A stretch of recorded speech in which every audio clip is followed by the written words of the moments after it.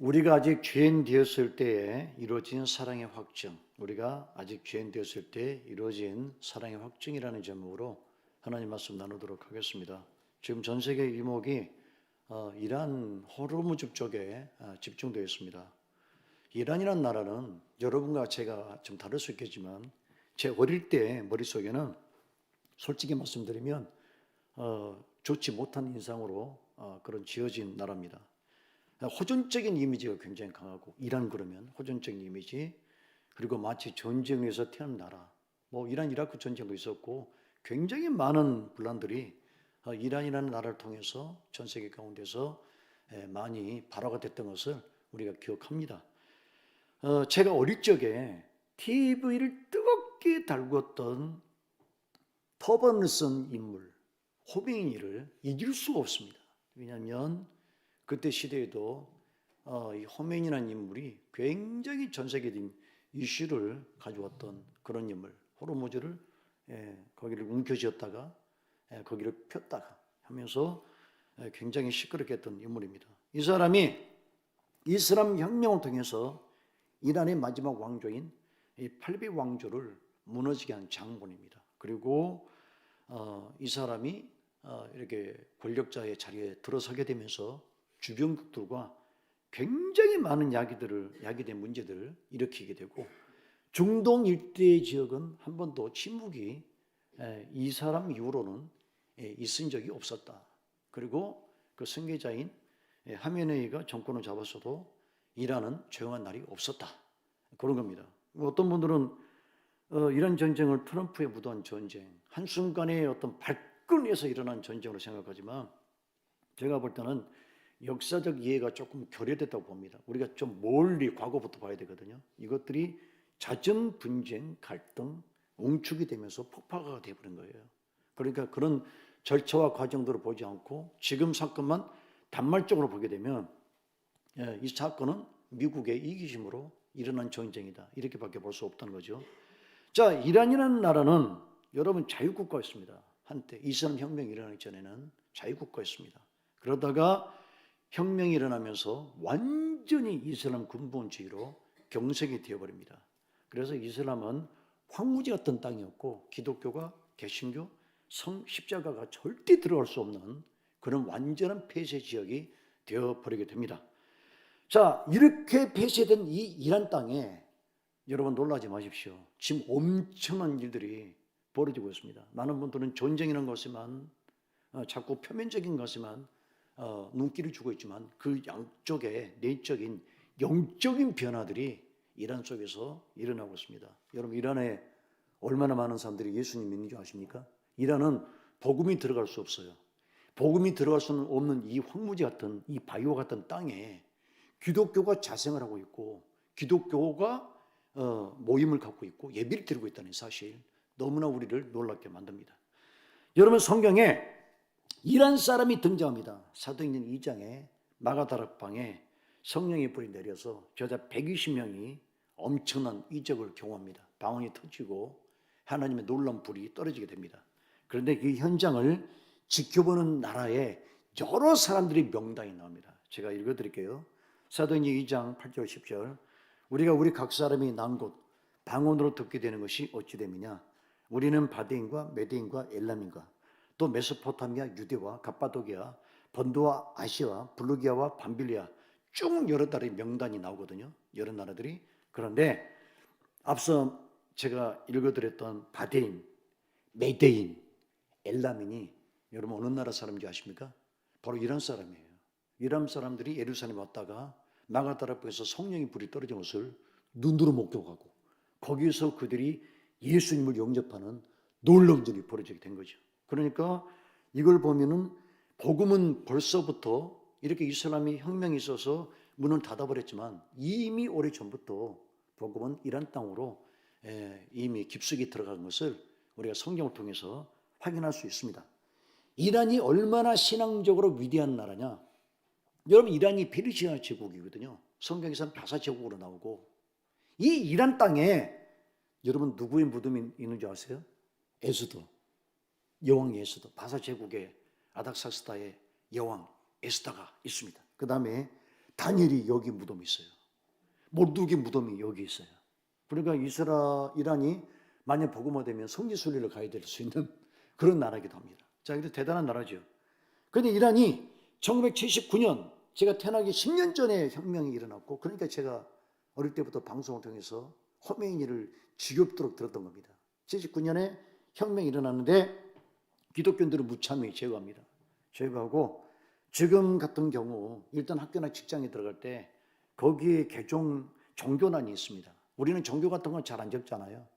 그런데 모슬림 국가에서는 일부러 이슬람을 믿게 하기 위해서 다른 종교가 활동하지 못하도록 아예 근본적인 차단을 시켜버립니다. 거기에 종교난에다가 기독교라고 적게 되면 그때부터 험난한 일이 벌어집니다. 직장 취직 안 되고, 그 다음에 학교를 다닐 수가 없습니다. 생존 자체가 불가능하게 만들어놨어요. 그리고 잘못하면 잡혀가서 목숨을 잃어버릴 수도 있습니다. 이게 이슬람이에요. 자, 그래서 이런 척박한 땅인 이란 땅에 절대로 교회 십자가가 들어서지 못할 것처럼 보이지만 이란은 수많은 사람이 예수님을 믿고 있는 기가 막힌 그런 땅이 됐습니다. 자, 그러면 어떻게 이들이 예수님을 믿고 있느냐? 물론 암암리에 들어가서 선교하시는 분도 있지만 이란에 놀라운 일이 벌어지고 있습니다. 라마단 기간에 어떤 사람이, 그 라마단 기간 있죠? 한 달 동안 그 아침부터 저녁까지 금식하고 저녁에 실컷 먹는 거, 그 라마단 기간에 한 사람이 기도를 하는데 누가 뒤에서 어깨를 칩니다. 돌아보려고 했는데, 아니 기도하고 있는데 자기 룸미트가 뒤에서 어깨를 때린 줄 알았대요. 아니 이 몰상식한 친구가 있나?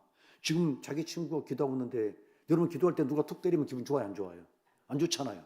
이 사람은 그렇게 생각했다는 거예요. 그래서 이 친구가 몰상식한 친구구나. 아니 기도를 하는데 어깨를 때려? 다시 기도를 하니까 또 어깨를 칩니다. 그래서 화가 나가지고 뒤를 돌아봤는데 그 뒤에 예수님이 계신 거예요. 예수님을 어떻게 알아봤냐라고 물어보니까 못자국을 보여줬다는 거죠. 못자국을. 이분이 거기서 예수님 만나고 나서 그 너무 큰 감격에 마시아드라는 도시까지 찾아가서 목사를 찾아냅니다. 그리고 세례를 받고 예수 믿는 사람이 되었습니다. 이란에는 이렇게 초자연적으로 꿈에서 예수님을 만나거나 아니면 이런 초자연적인 역사 가운데 예수님을 만나는, 복음이 들어가지 못하고 사람이 복음을 전하지 못하니까 예수님이 영적으로 복음을 전하는 이런 일들이 중동 땅에서 일어나고 있다는 사실, 여러분 놀랍지 않습니까? 뭔 얘기를 해야 놀래요? 아무도 안 놀려요. 여러분 대단하지 않아요?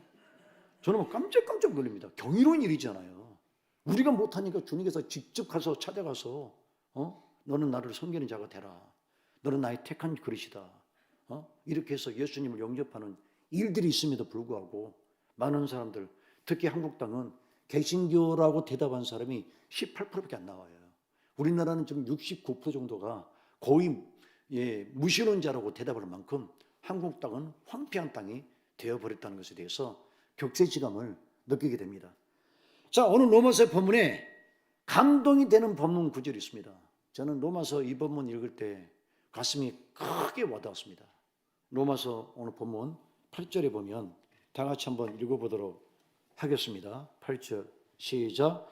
우리가 아직 죄인 됐을 때 그리스도께서 우리를 위하여 죽으심으로 하나님께서 우리에 대한 자기의 사랑을 확정하시느니라. 아멘. 자, 주님의 사랑을 우리에게 확정하게 됐다. 우리가 죄인 되었을 때 그분이 죽으심을 통해서 주님의 사랑이 확정되었다. 이렇게 말씀하고 계십니다. 여러분, 기독교를 여러 가지 의미로 정의를 합니다. 첫 번째, 기독교는 뭐라고 정의합니까? 피의 종교다. 여러분, 교회 갔더니 예수님의 피, 그분의 피로 인해서 내가 걸어가게 됐다. 예수 피를 증거를 많이 하고요. 그러다 보니까 로마 초대 교회 시절에는 기독교인들을 인육을 먹는 사람들, 아니 밖에서 들어보니까 자꾸 피 얘기하니까 저 사람들이 애기를 잡아다가 그 부들부들한 부위를 먹는 거 아니냐, 이래가지고 한때는 오해를 일으킨 적이 있었습니다. 그래서 지금 기독교는 피의 종교고, 두 번째로는 말씀의 종교죠. 우리는 모이면 예배 시간에 주로 무엇을 들어요? 무슨 이렇게 예전이 강합니까? 주로 설교죠. 주로 설교입니다. 처음부터 끝까지 설교를 듣고 은혜 받았다고 그러고 말씀이 우리 속에서 살아 움직인다고 그러고, 오늘 보니까 이쪽은 조금 많이 살아 움직이고 자려고 하는 사람도 있고 여러분 그렇죠? 말씀이 살아 움직이고. 그 다음에 여러분 설교 들려요? 저는 설교 들려 안 들려요? 무슨 얘기했는지 나는 잘 모르겠다. 교회를 다니는데 목사님 설교가 잘 안 들려온다. 나는 들린다. 그 들리는 분들은 굉장히 큰 은혜를 받은 분들이에요. 믿음은 말씀을 통해서 나오거든요. 성경에 뭐가 기록됐습니까? 성경은 우리 지성을 뛰어넘는 이야기들이 기록됐습니다. 그런데 그 지성을 뛰어넘는 이야기들이 바로 팩트예요. 사실입니다. 이 성경을 볼 때 우리는 내가 이 땅에 왜 태어나는지, 내가 왜 이 땅에서 무엇을 해야 되는지, 나는 어디로 가게 되는지 정확한 규명 설정이 되는 게 바로 성경이에요.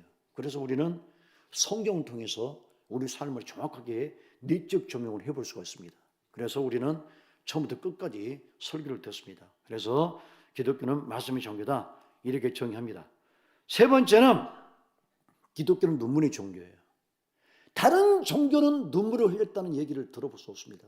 혹시 여러분은 주위에 불교를 다니거나 아니면 이슬람은 우리나라에 많지 않으니까, 아니면 힌두교를 다녔다든가, 아니면 다른 여타 증상교를 믿었다든가, 아니면 통일교를 믿었다든가, 그런 여러 가지 사이비 종교까지 포함해서 여러분 그런 종교를 믿고 눈물을 흘렸다는 사람 많이 들어보셨습니까?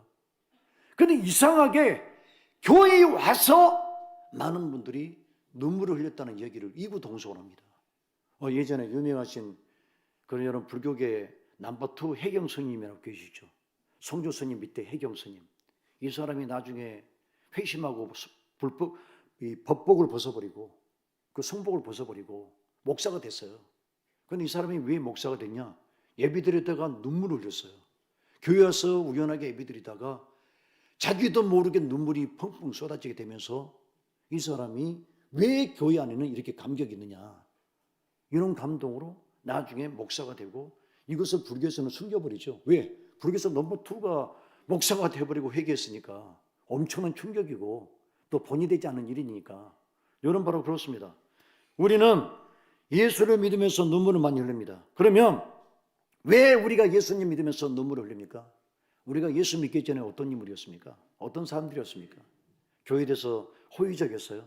아유, 교인들은 좋아요. 저는 십자가 볼 때마다 마음이 편해요.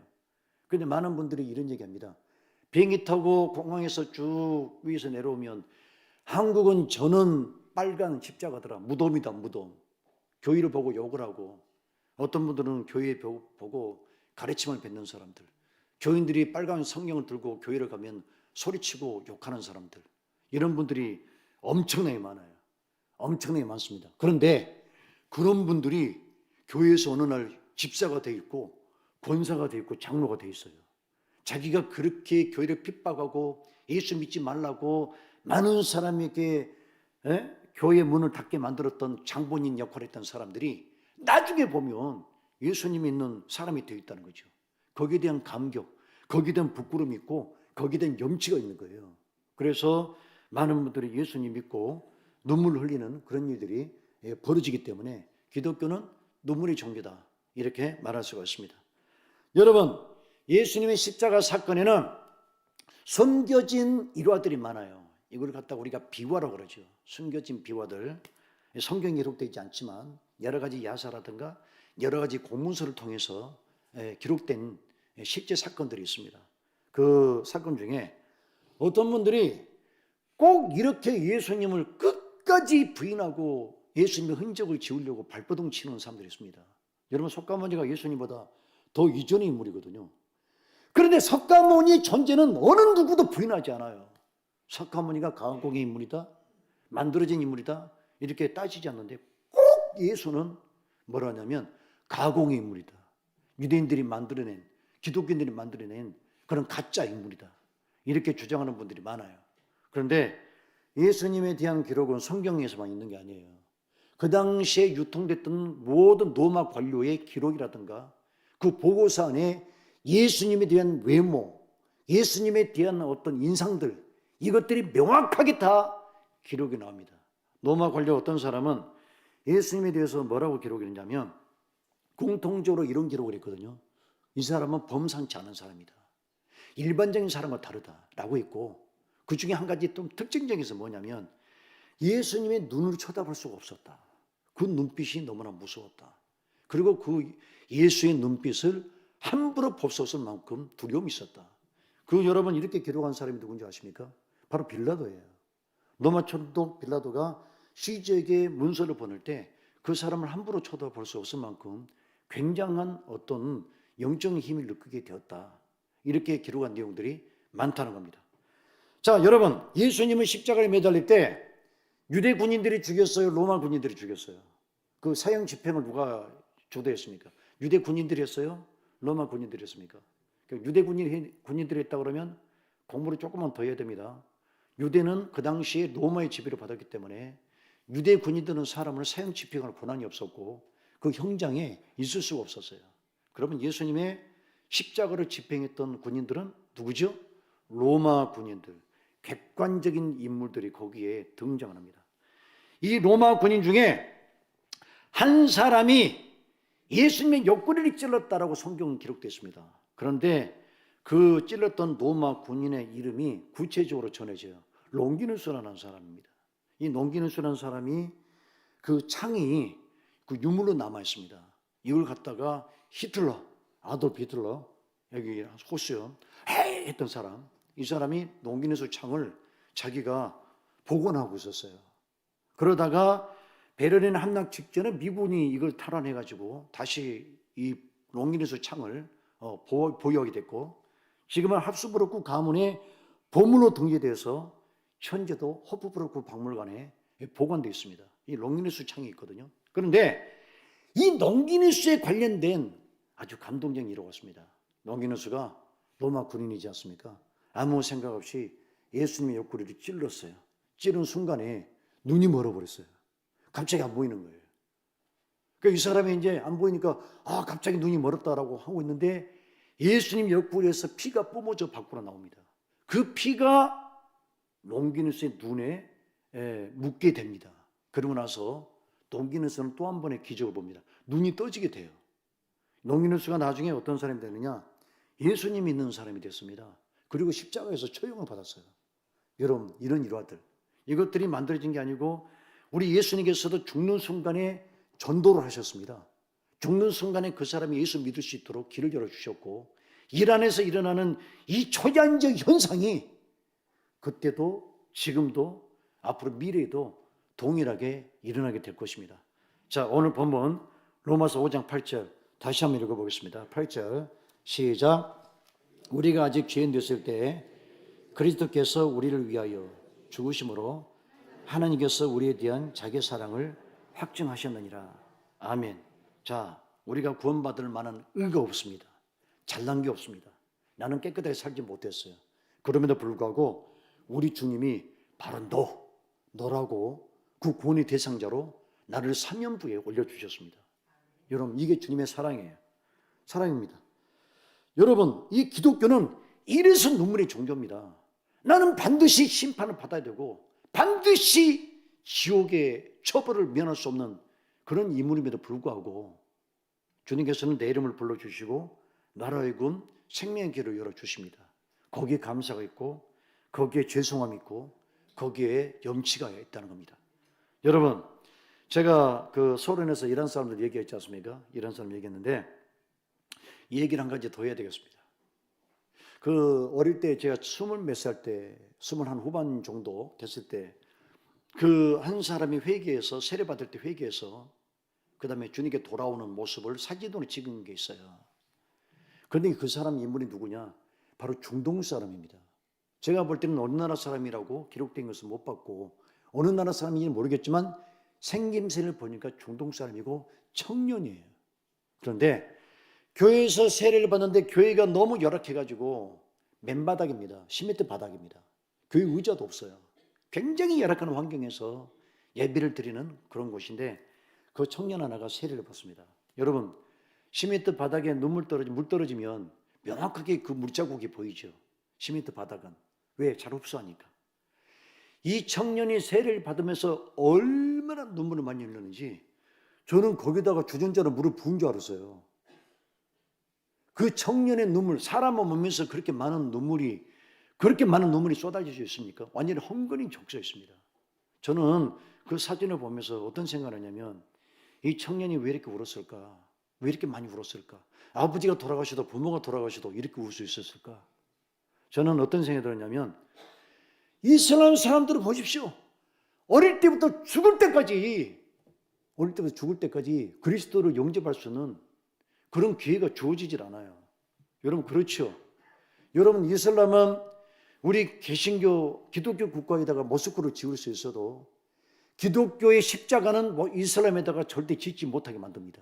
그러다 보니까 이슬람 사람들은 거의 예수님을 만날 수 없는 지경이고 그렇게 살다 보면은 자신은 하나님 못 만나고 죽을 수밖에 없는 자인데 이 사람이 너무나 큰 축복과 은혜 가운데 예수님을 믿게 됐어요.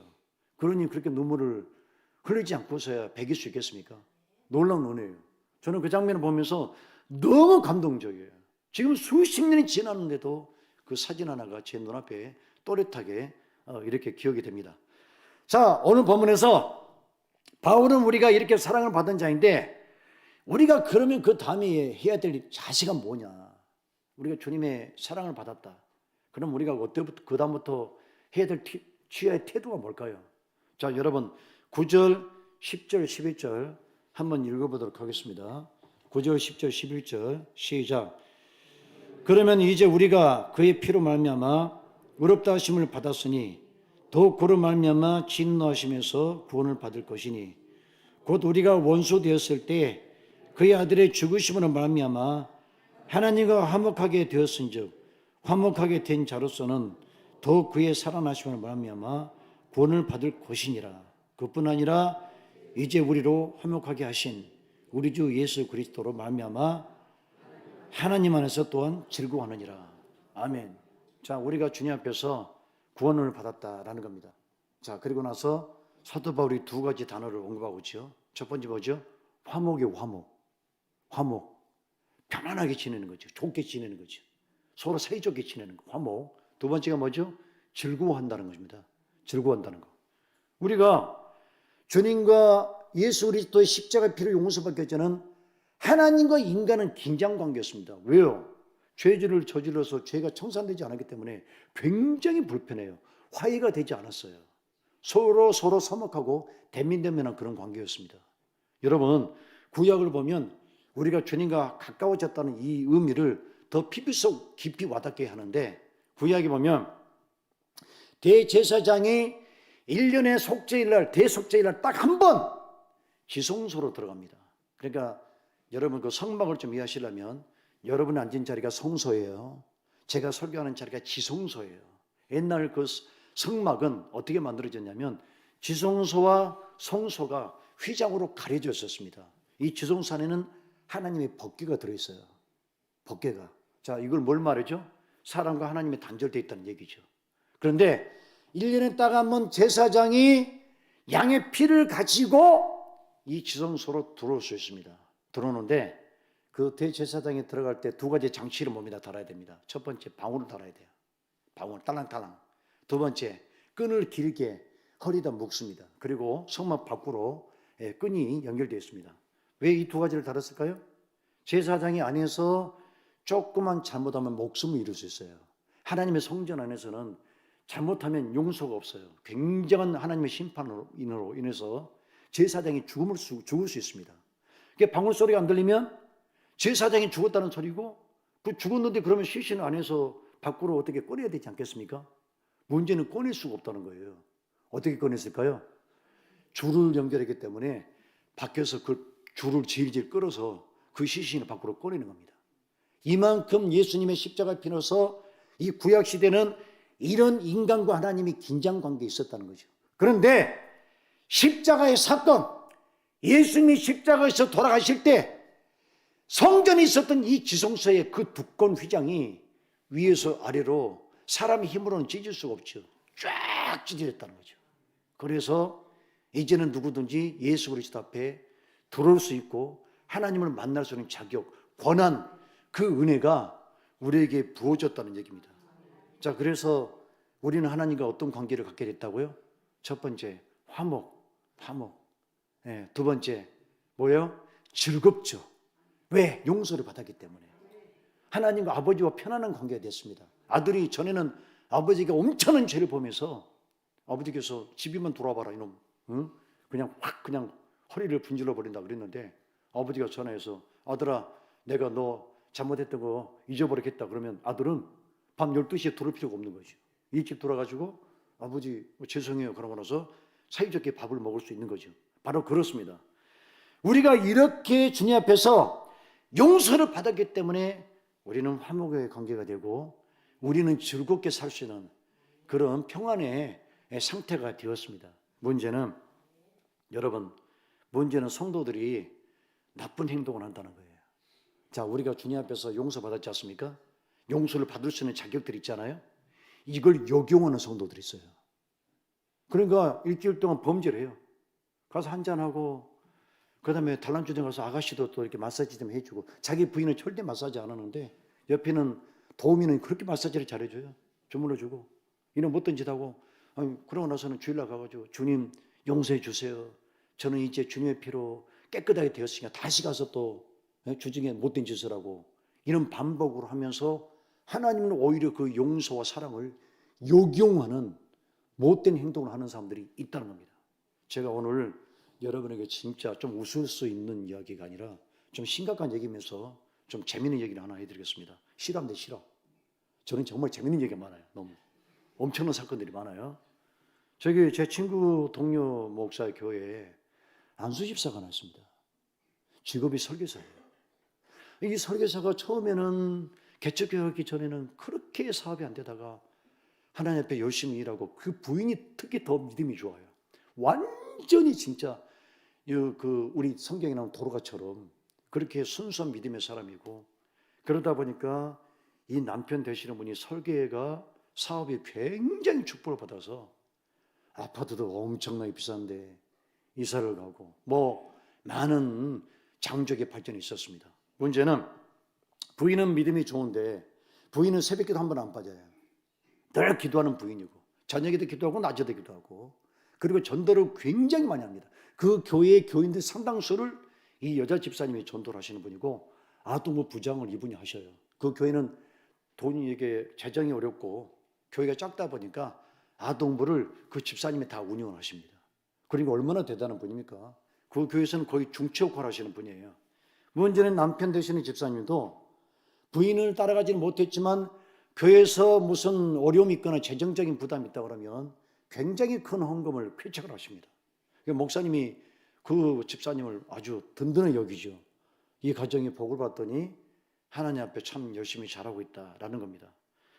이 여자 집사님이 어느 날 꿈을 꿨는데 어느 날이 중요해요. 어느 날이 꿈을 꿨는데 지붕에서 검은 뱀이 큰 뱀이 자기 집 안방으로 툭 떨어지더라는 거예요.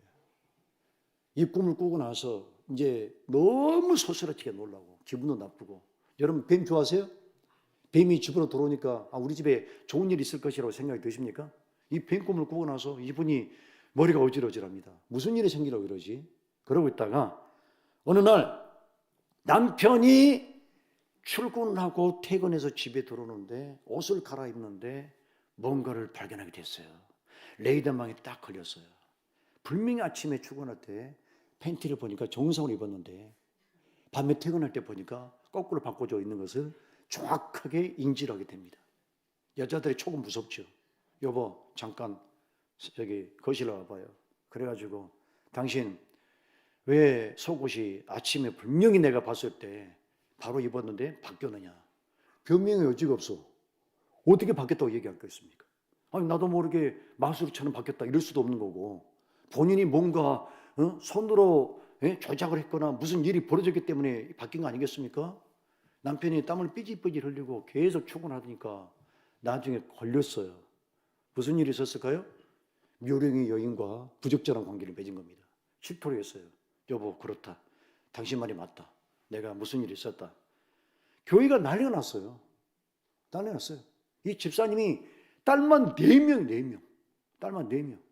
이 남편 하나 바라보고 열심히 기도하고 아침에는 보약 타려서 먹이고 그랬더니 힘이 남아 돌아가지고 엉뚱한 데다가 에너지를 다 쏟고 있었으니 얼마나 화가 났겠습니까? 그래서 교회 목사님에게 통보가 돌았습니다. 저는 이혼을 하겠습니다. 남편을 용서할 수 없습니다. 제가 그렇게 힘든 과정 속에서 내조를 해왔는데 저는 배신을 당했고 더 이상 가정을 이어갈 힘이 없습니다. 교회는 또 무슨 일이 벌어졌겠어요?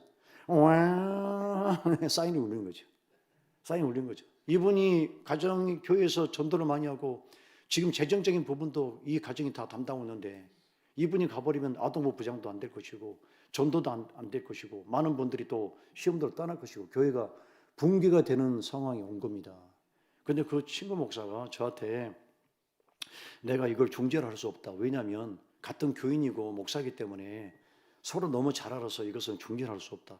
SOS를 저한테 보낸 겁니다. 제가 한 교회와 가정을 살려야 되니까 한달음에 제가 먼 지방까지 내려갔습니다. 내려가서 만났어요. 가기 전에 기도했습니다. 주님, 제가 뭐라고 얘기할 거예요? 팬티를 바꿔 입은 놈에게 뭐라고 얘기를 할 거예요? 왜 바꿔 입었냐고 말할 수도 없고 어떻게 제가 얘기를 해야 돼요? 진짜 저도 환장했더라고. 뭐라고 이걸 해야 되냐고. 어떤 지혜로. 그래가지고 괴로워가지고 그날 밤에 기도하고 주님, 이 가정이 깨져버리면 교회는 난리가 납니다.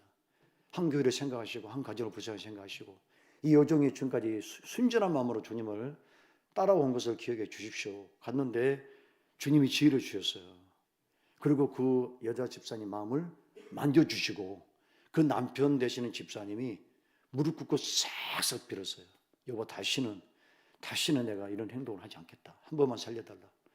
나이 60이 다 돼가지고 내가 이렇게 되면 되겠느냐. 그래가지고 용서를 빌고 화목한 가정으로 돌아왔습니다. 할렐루야.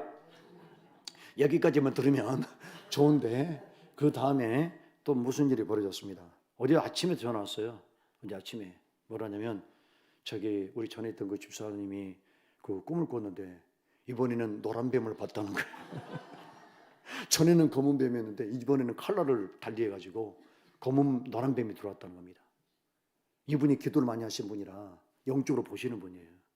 그래서 제가 저보고 이게 무슨 일이냐라고 하는데 저는 제가 볼 때는 그분이 입맛이 돌아오고 있더라고. 그날 싹싹 빌고 이렇게 오랜 시간이 지났지 않습니까? 다시 입맛이 돌아오면서 못된 짓을 하고 싶은 욕구가 속에서 올라오는데 지금은 그런 일을 시행한 것은 아니니까 문제는 사단이 격동을 시키고 있다. 우리가 해야 될 게 뭐냐? 첫 번째, 집중기도로서 남편을 유혹하는 사단의 역사를 미리 끊어야 된다. 담임 목사가 기도해야 되고 아내가 기도해야 되고 성도들에게 아름아름해서 이 사단의 역사가 다시 남편에게 미혹의 용어로 작동하지 않도록 기도해야 된다. 두 번째, 제가 문자를 보냈습니다. 우리 친구 목사에게 문자를. 주일날 오면 그 집사하고 차를 한 잔씩 하라고 하면서 거기다가 약을 좀 타라고. 약을 화학적 거세를 좀 해보려고. 조금씩 타다 보면 나중에는 작동이 안 될 테니까. 그러면 그럴 거 아니에요. 여보, 나 요즘 이상해. 몸에 변화가 생겨서 이상하게 거룩해진 것 같아.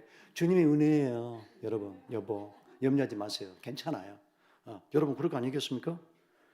저는 이걸 보면서 이렇게 많은 사람들이 구원의 울타리를 벗어나서 범죄의 길로 꼭 가요.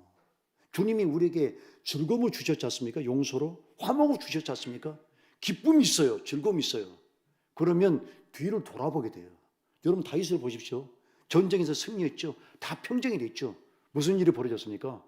궁궐에서 슬슬 돌아다니다가 밧세바 목욕한 것을 본 거예요. 그러고 나서 그런 음흉한 짓을, 못된 짓을 인간으로서는 상상할 수 없는 자기 부하까지 죽이면서 그런 못된 짓을 자행합니다. 그게 인간이에요. 여러분 누굴 탓할 수 없다는 거예요. 성경은 그 얘기합니다. 그 얘기. 우리가 그리스도 피로서 환목을 가지게 됐다. 즐거움을 갖게 됐다. 거기서 끝이 아니다. 히브리서 6장 4절 6절 한번 빛을 받고 하늘의 은사를 맛보고 성령에 참여한 바 되고 하나님의 선한 말씀과 내세의 능력을 맛보고도 타락한 자들은 다시 새롭게 하여 회개하게 할 수 없나니 이는 그들이 하나님의 아들을 다시 십자가에 못 박아 드러내놓고 욕되게 함이라. 우리가 다시 범죄하면 무슨 일이 벌어진다고요? 예수님은 십자가에 다시 못 박는 욕을 보이는 행동이 된다라고 성경은 경고하고 있습니다. 여러분, 주님은 사랑하십니다. 우리를 회개할 때 돌아봐 주시고 받아주십니다. 그러나 하나님의 사랑, 예수님의 사랑을 절대 역용해서는 안 되겠습니다. 여러분 거룩함으로, 주의함으로, 조심함으로 여러분의 신앙생활을 아름답게 이어가는 우리 한가람 교우 되시기를 주의 이름으로 축원합니다. 기도하겠습니다. 자비하신 아버지 감사합니다. 예수 믿고 천국 가는 것이 어렵습니다. 믿음은 받는 것도 중요하지만, 구원은 받는 것도 중요하지만 지키는 것도 중요합니다. 주님 마귀는 지키지 못하게 만듭니다. 옛날 습성, 옛날 종욕, 옛날 탐욕, 옛날에 저질렀던 그 죄의 달콤한 맛을 다시 생각나게 만듭니다. 자비하신 아버지, 이것을 유의할 수 있도록 도와주시옵소서. 우리가 주님과 좋은 관계, 화목의 관계, 즐거움의 관계를 죽을 때까지, 천국에 가서까지 느끼고 즐길 수 있도록 도와주시옵소서. 범죄하지 않게 하시고 하나님만을 바라보는 거룩한 참된 종들이 다 되게 도와주시옵소서. 예수 이름으로 기도합니다. 아멘.